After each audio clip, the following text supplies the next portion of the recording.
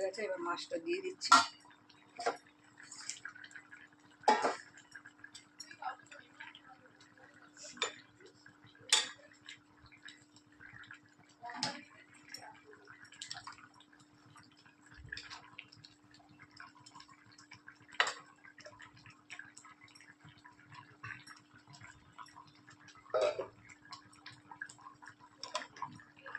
ফুলকপি আলু দিয়ে কাতলা মাছের ঝোল।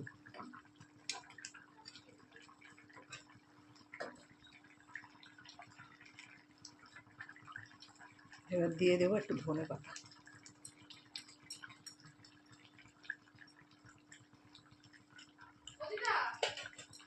এবার ধনে পাতা দিয়ে দিয়েছি,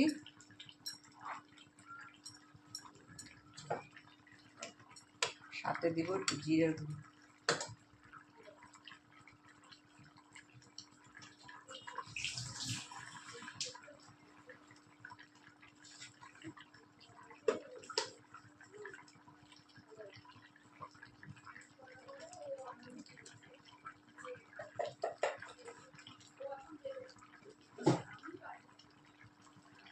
ফুলকপি আলু দিয়ে কাতলা মাছের ঝোল। কে কে খেতে ভালোবাসো কমেন্ট করে জানাবে। ভালো লাগলে একটা লাইক করে দিও, শেয়ার করে দিও, সাবস্ক্রাইব করে দিও বন্ধুরা।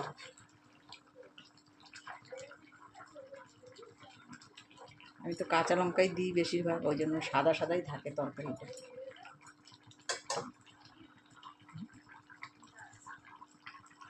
কমেন্ট করতে, সাবস্ক্রাইব করতে ভুলো না বন্ধুরা।